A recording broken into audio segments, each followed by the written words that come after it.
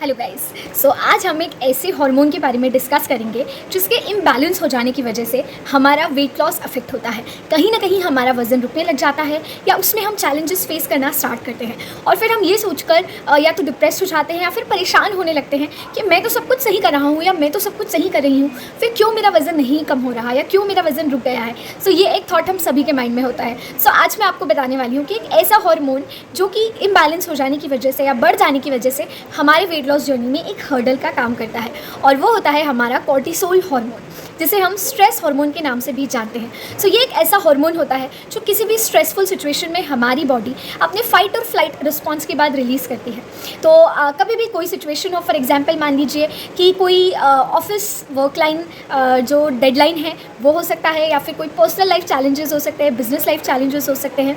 किसी भी प्रकार का कोई भी आप इमरजेंसी या स्ट्रेसफुल सिचुएशन फेस करते हैं तो स्ट्रेस आपकी बॉडी में रिलीज़ होता है, जो कि हम देखते हैं कि आजकल बहुत ज़्यादा कॉमन हो गया है। जिसे अवॉइड करना बहुत मुश्किल हो जाता है।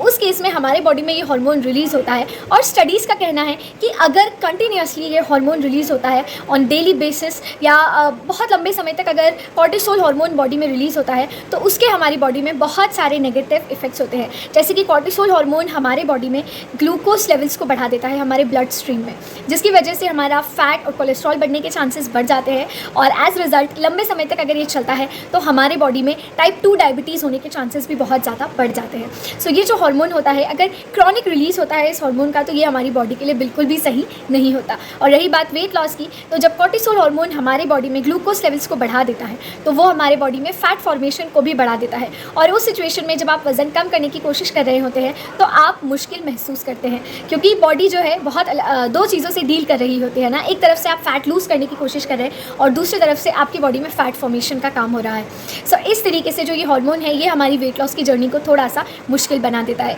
क्या कारण होते हैं जिन कारणों की वजह से ये हार्मोन हमारी बॉडी के अंदर रिलीज़ होता है, ये मैं आप लोगों के साथ आज शेयर करने वाली हूँ। कुछ रीजंस होते हैं। सबसे पहला इमोशनल इम्बैलेंस। अगर आप इमोशनली इम्बैलेंस्ड हैं तो एक रीज़न होता है कि ये हार्मोन बार बार हमारे बॉडी के अंदर रिलीज़ होता है। सेकंड होता है हमारा इनसफिशिएंट स्लीप। अगर आपका स्लीप साइकिल प्रॉपर नहीं है, आप नींद प्रॉपर नहीं ले रहे हैं, तो ये भी एक बहुत बड़ा कारण होता है हमारे बॉडी में स्ट्रेस हार्मोन को ट्रिगर करने का। ओके। और फिर अगर बहुत ज़्यादा आप अनहेल्दी फूड लेते हैं, जैसे कि excessive carb and excessive sugar intake अगर आपका होता है, चांसेस है कि आपके बॉडी में स्ट्रेस हार्मोन ट्रिगर हो सकता है। अगर आप ओवर वर्किंग करते हैं, चाहे वो मेंटली हो चाहे वो फिजिकली हो, बॉडी को जितना रेस्ट का रिक्वायरमेंट है वो नहीं देते हैं, देयर आर चांसेस कि this hormone can get triggered. Okay. कुछ इन्फेक्शंस या फिर सपोज एक्सेसिव एक्सरसाइज कर लेना, कुछ वर्क शिफ्ट चेंज होना बार बार, ये कुछ अलग अलग कारण होते हैं जिस वजह से ये हार्मोन हमारी बॉडी के अंदर रिलीज़ होता है। और अब ये तो कुछ रीजंस होते हैं जो कि मोस्टली हम सभी एक्सपीरियंस करते हैं। आइदर हमें वर्क प्रेशर होता है या फिर कुछ इमोशनल इम्बैलेंस होता है या फिर कोई ऐसी चीज़ होती है जो हमें कॉन्स्टेंटली डिस्टर्ब कर रही होती है। कैसे हम इसे बैलेंस कर सकते हैं? सबसे पहली बात तो हमें एक हेल्दी एक्टिव लाइफस्टाइल के ऊपर फोकस करना है। हमें अपनी डाइट के ऊपर फोकस करना है। जो आप खाते हैं उसका आपके माइंड के ऊपर, आपकी बॉडी के ऊपर बहुत इम्पैक्ट होता है। Keep focus on what you are eating, what you are choosing to eat on daily basis, so that should be of first focus.